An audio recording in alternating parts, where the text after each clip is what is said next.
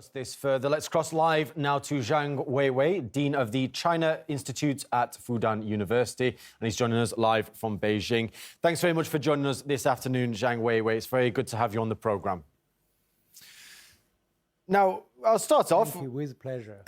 I'll start off with the news that obviously the Chinese leader, Xi Jinping, will be visiting Moscow in his first overseas trip since re-election. What does this tell us about the state of relations between Russia and China? It shows the Chinese leader Xi Jinping attaches great importance to the Sino-Russian strategic partnership. And as you know, we are in a world of uncertainty and even chaos. But a good and consolidated Sino-Russian partnership will be a force of certainty injected into this world of uncertainty. Furthermore, both China and Russia now also call themselves as civilizational states, and it's the leaders of two great civilizations. When they meet each other, the Chinese are happy, the Russians are happy. Well, they certainly are. Now, during this visit, they're anticipated that several agreements between Moscow and Beijing will be signed. Obviously, neither of us can read into the future. But what can you tell us about the main areas of strategic interest between these two countries? And when we use the term strategic partnership, it means comprehensive and long-term. It means a lot of political trust between the two countries and their leaders and their peoples. So when we talk about comprehensive, you name it, political, economic, technological, financial, and other domains where we have common interests. Even in the field of security, as mentioned in the news, we're going to have military, joint drills, etc. So it's really important part of the global strategic balance.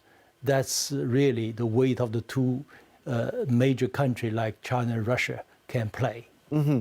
Now, ties between Moscow and Beijing only really seem to have grown stronger since the start of the war in Ukraine.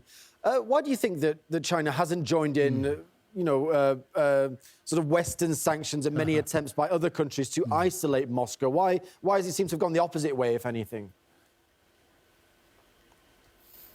Essentially, what you observe, what has happened is Russia has been isolated by the West, but the West has been isolated by the rest. And the rest, of course, China is a major player in this particular rest group. And obviously, indeed, the particular military operation by Russia in Ukraine is controversial, or even very controversial. Yet, Russia's professed objective to change the unipolar world order into a multipolar world order, this position is widely supported, or at least understood by the rest. So that's important.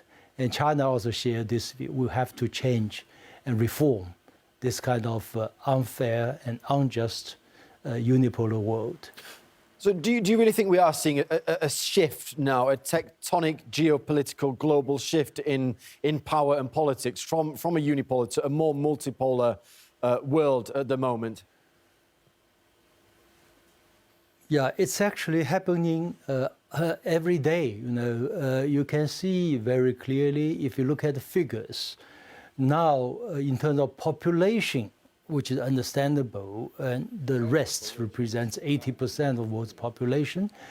If you look at the economic power, the rest, roughly 70% of the world's economy. And then, you look at what's going on in Latin America, mainly left-leaning governments are in power against the US hegemony. In Africa, people talking about looking east. In Middle East, China had just, made a kind of a peace initiative and reached between Iran and Saudi Arabia, broke by China, which are all signs that the Western power is declining, and even declining faster than many people predicted. You look at the banking crisis in the United States, in Europe, in Credit Suisse, etc. Yeah.